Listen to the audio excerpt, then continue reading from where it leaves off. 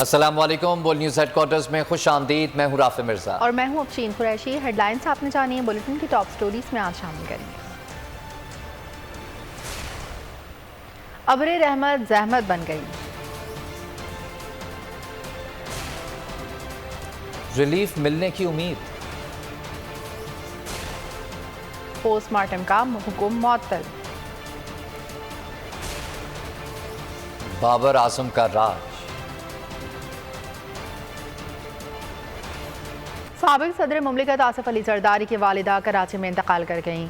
जरीन आरा कराची की निजी अस्पताल में ज़ेर इलाज थी। मरहुमा की तदफीन आज नवाबशाह में होगी।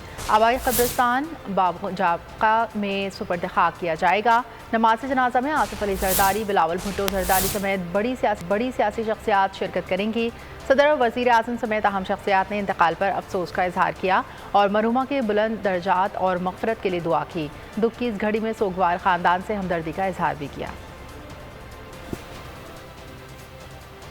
साबिक वफाकी वजीर की मुमकिना पाकिस्तान आमद, बाबर गौरी को एयरपोर्ट से ही हिरासत में लेने का फैसला। साबिक वजीर के खिलाफ नई तहकीकात का आगाज़।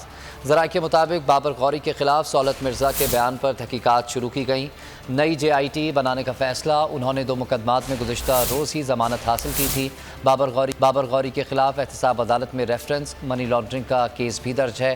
कहते हैं कि वतन वापसी जल्द होगी, मुकदमात का सामना करूँगा। सौलत मिर्ज़ा को सिर्फ एक कारकुन की हैसियत से जानता था, उनसे कभी ज़ाती ताल्लुक़ नहीं रहा।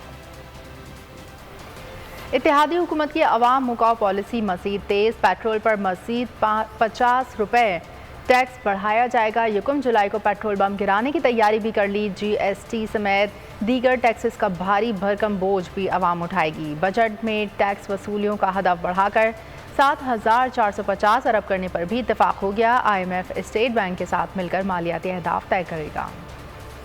हुकूमत का अवाम पर मजीद बोझ डालने का मिशन जारी। 1 जुलाई को महंगाई का एटम बम हमला चैन व सुकून सब गारत कर डालेगा। IMF कहता गया, हुकूमत मानती गई। अवाम की खाल कैसे उतारनी है, हतमी मुआहदा तय पा गया।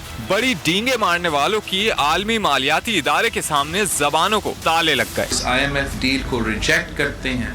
मुआहदे के तहत हुकूमत पेट्रोल मजीद महंगा करेगी। पेट्रोलियम मसनुआत पर हर माह 5 रुपए लीटर लीवी लगाई जाएगी। 1 जुलाई से 11% की शरह से सेल्स टैक्स भी लिया जाएगा। ज़राए के मुताबिक मुआहदे के तहत फी लीटर लीवी 50 रुपए तक लाई जाएगी। IMF स्टेट बैंक के साथ मिलकर मालियाती अहदाफ तय करेगा। ज़राए के मुताबिक बजट में टैक्स वसूलियों का हदफ बढ़ाकर 7,450 अरब करने पर इत्तेफाक हो गया। कस्टम महसूलात की वसूली का टारगेट 950 से बढ़ाकर 1,005 अरब किया जाएगा। GST वसूलियों का हदफ 3,008 अरब से बढ़ाकर 3,300 तक लाया जाएगा। इनकम टैक्स वसूलियों का हदफ 55 अरब रुपए बढ़ाने पर भी इत्तेफाक हो गया।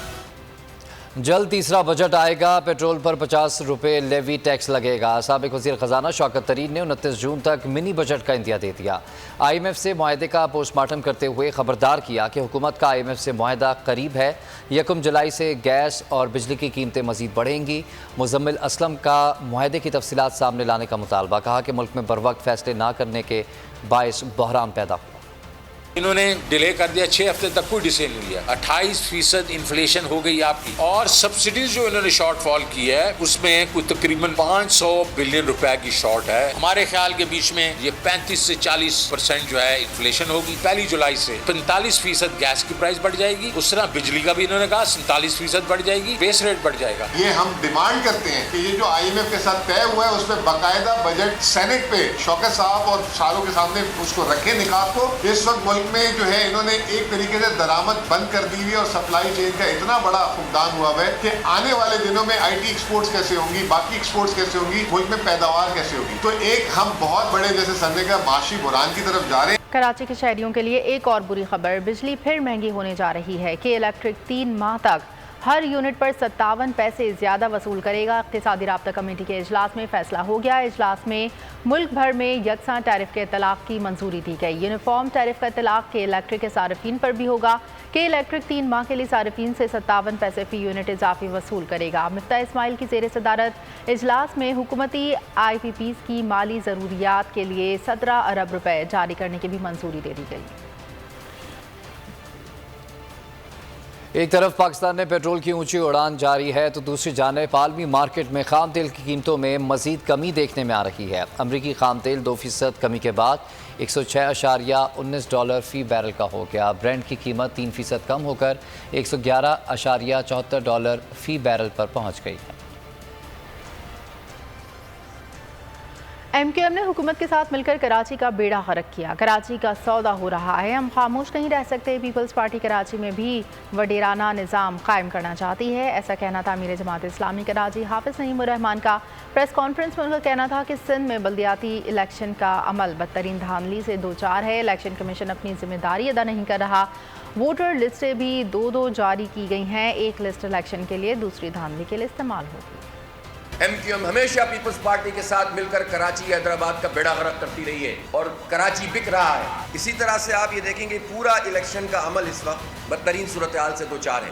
वोटर लिस्टें जो इलेक्शन कमीशन की बुनियादी जिम्मेदारी है, इस वक्त तक लोगों को वोटर लिस्टों में एक्सेस हासिल नहीं है। जो पिछला अमल था वेरिफिकेशन का, वो भी एक फ्रॉड अमल था, धोखा दिया गया लोगों को। तो ऐसा मलगूबा बना दिया इलेक्शन कमीशन ने और ऐसा लग रहा है कि इलेक्शन कमीशन ये काम जानबूझ के कर रहा है हुकूमतों के साथ मिलकर कि भाई कागज महंगा, भाई कागज महंगा हो गया तो आप भी तो फीस वसूल कर रहे हैं हमसे, बगैर फीस के तो नहीं दे रहे। तो इलेक्शन कमीशन अपनी कोई जिम्मेदारी अदा नहीं कर रहा और उस पर सिंध हुकूमत की पूरी छाप है। अब ये कराची को भी गाँव बनाना चाहते हैं, अपने वडेरा शाही को इस पर मुसल्लत करना चाहते हैं। इम्पोर्टेड सरकार के दावे धरे के धरे रह गए। कराची में जल्द दुकानें बंद कराने के बावजूद बिजली बहरान काबू में ना आ सका। सदर मोबाइल मार्केट के दुकानदार लोड शेडिंग के खिलाफ सड़कों पर आ गए, टायर नजर आतिश किए। मुजाहिरीन ने दुकानें जल्द बंद ना करने का ऐलान कर दिया। दिन भर लाइट होती नहीं, दुकानें 9 बजे बंद करा दी जाती हैं। कराची में सदर मोबाइल मार्केट के दुकानदार बिजली की बंदिश पर फट पड़े। शहर भर में बिजली का बहरान शिद्दत इख्तियार कर गया। सदर मोबाइल मार्केट के दुकानदार सड़कों पर आ गए, एहतिजाजी मुजाहरा किया, टायर नजर आतिश किए गए। मुजाहिरीन ने दुकानें जल्द न बंद करने का ऐलान भी किया। मुजाहिरीन का कहना था कि गुज़िश्ता चंद दिनों से बदतरीन लोड शेडिंग की जा रही है। मोबाइल फोन की फरोख्त और रिपेयरिंग का काम बुरी तरह मुतासिर हो गया। SHO साहब से कह दिया, DSP ताहिर भाई से कह दिया कि आज हम 2 बजे मार्केट बंद नहीं करेंगे। आज 4 घंटे लाइट नहीं है। आप सोचो 4 घंटे से लाइट नहीं है, आप लोग डिप्लोमेंट वाले बहुत ज्यादा परेशान हैं। एहतिजाज के बायस ट्रैफिक की रवानी मुतासिर रही। पुलिस हुकाम की दरख्वास्त पर दुकानदारों ने एहतिजाज खत्म किया, वापस अपनी दुकानों में चले गए।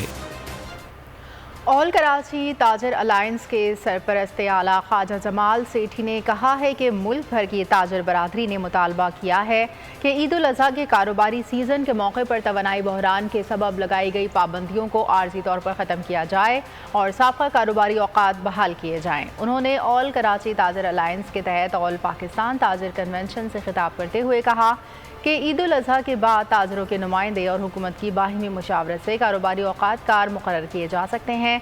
इस वक्त मुल्क में तवानाई के बहरान, डॉलर की कीमत में तसलसल से इजाफा, मुख्तलिफ नौइयत के टैक्सों की बढ़ती हुई शरह और दीगर मसाइल ने मुल्क में कारोबारी और तजारती सरगर्मियों को तबाह कर दिया है। इस वक्त कारोबारी सरगर्मियाँ मुतासर होने की वजह से ताजर बरादरी शदीद परेशान है।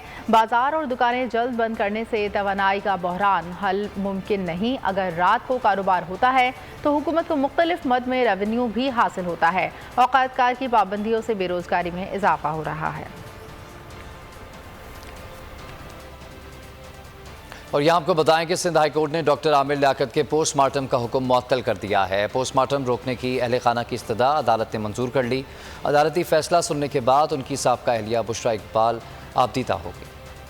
ये है आमिर लियाकत की साबका अहलिया बुशरा इकबाल, जो पोस्टमार्टम रोकने के हुक्म पर रो पड़ी। अदालत ने फैसला सुनाया तो बुशरा इकबाल जज्बात पर काबू न रख सकी। बेटी दुआ और बेटे अहमद ने वालिदा को दिलासा दिया। कब्र कुशाई और पोस्टमार्टम रोकने की दरख्वास्त पे सिंध हाई कोर्ट के 2 रुकनी बेंच ने समाअत की। जुडिशल मजिस्ट्रेट शर्की का आमिर लियाकत का पोस्टमार्टम करवाने का हुक्म मुअत्तल कर दिया। जुडिशल मजिस्ट्रेट के हुक्म के खिलाफ अहले खाना की पोस्टमार्टम रोकने की इस्तदा मंजूर कर ली। दरख्वास्त में मौक़िफ़ इख्तियार किया गया था कि पोस्टमार्टम करवाने से लाश और कब्र की बेहुरमती होगी। पोस्टमार्टम कराना शरीयत के खिलाफ है। फतवा भी हासिल किया। जुडिशल मजिस्ट्रेट ने 23 जून को आमिर लियाकत के पोस्टमार्टम के लिए कब्र कुशाई का हुक्म दिया था। सब्सक्राइब करें और बेल दबाएं ताकि कोई खबर रह न जाए।